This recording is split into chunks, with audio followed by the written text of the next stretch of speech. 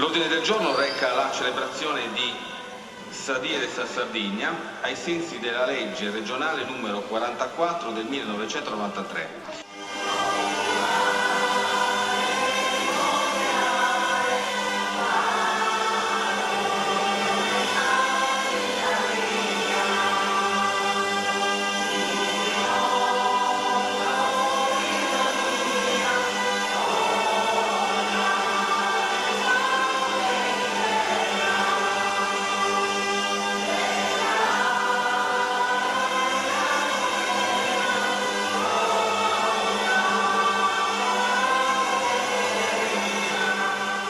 Il Consiglio ha voluto celebrare Sadie de Sardegna in forma solenne per ribadire un concetto: quei valori non si dimenticano e sono oggi ancora più attuali. Sì, assolutamente, non solo quei valori non si dimenticano ma si rilanciano. Era importante che il Consiglio regionale si convocasse per il 28 di aprile, non in altra data. Io penso che l'intero Consiglio abbia accolto questo invito, l'abbia anzi voluto perché era giusto fosse così. L'andamento dei lavori è stato assolutamente positivo, tutti gli interventi di grandissimo livello hanno ribadito l'importanza degli insegnamenti di quella data e sono un monito, un faro per il futuro, per la Sardegna e per i sardi.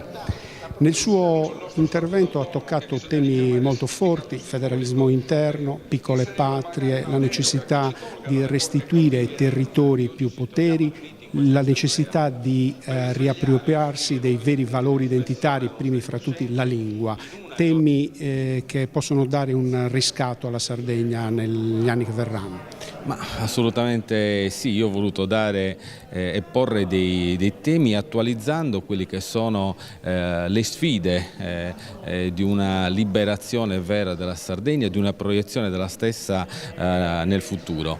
Io penso che il tema del federalismo, il tema dell'autonomia e delle autonomie degli enti territoriali sia un fatto assolutamente positivo, così come è importante rivedere quello che è il nostro sistema di autonomia, magari prendendo spunto da altri sistemi. È una necessità che io ritengo debba essere affrontata. 28 aprile, Sadie de Sardegna, festa del popolo sardo, oggi celebrata in Consiglio per ribadire che quei valori del passato sono ancora attuali e possono dare un'indicazione per percorrere il cammino verso il riscatto della Sardegna. Assolutamente sì, è un giorno che richiama tutti i sardi ad una riflessione profonda sulle grandi sfide del presente. È un momento in cui la coscienza collettiva di noi sardi decide quale sia la posizione che vogliamo tenere nel mondo rispetto a grandi temi come la disoccupazione, la continuità territoriale, la vertenza delle entrate. Non è una celebrazione sterile del passato, ma semmai il proporre con forza i temi dell'oggi. Quei moti rivoluzionari si caratterizzarono per una saldatura forte tra città e campagna. È quello di cui ha bisogno oggi la Sardegna.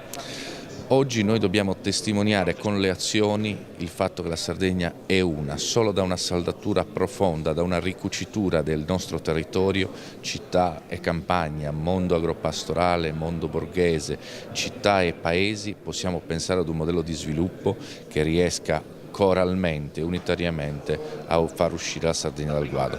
Sadie de Sardegna, un'occasione per ribadire valori e rivolgere un'attenzione al passato, ma pensando anche a come tradurre in azioni concrete quei valori che dal passato provengono. È stato un modo irrituale per iniziare una legislatura, perché di solito i consiglieri intervengono per la prima volta in aula per le dichiarazioni programmatiche. Ancora non ci sono, come non c'è la giunta, e quindi il calendario ha fatto sì che per la prima volta il primo intervento dei consiglieri in aula fosse legato al passato e non al futuro, come avviene sempre.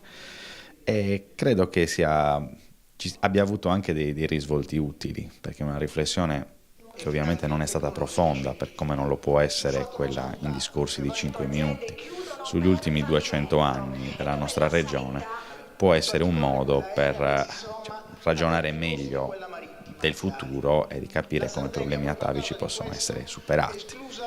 Abbiamo conosciuto in passato stagioni di soprusi, di angherie, di dominazioni.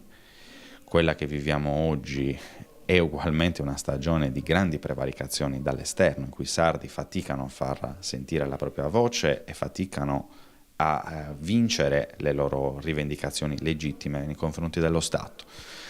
Ebbene, nella storia abbiamo conosciuto anche momenti gloriosi e momenti eroici, a cui oggi l'Aula si deve ispirare. Una giornata emozionante su due punti di vista, per cui per festeggiare quello che è la giornata fondamentale, importante per il popolo sardo, ma anche per festeggiare il primo intervento, l'ingresso ufficiale finalmente del Movimento 5 Stelle nell'istituzione, nella massima istituzione sarda. Il carattere combattivo dei sardi si vedeva nel passato e si deve vedere anche nel presente. Nel nostro intervento l'abbiamo fatto anche presente questo, no? Per cui un insegnamento importante, ma che deve richiamare l'attenzione di tutti noi amministratori in quello che è il nostro compito, che è quello di ridare finalmente dignità a un popolo sardo che fino adesso, mi consenta di affermare, è stato martoriato.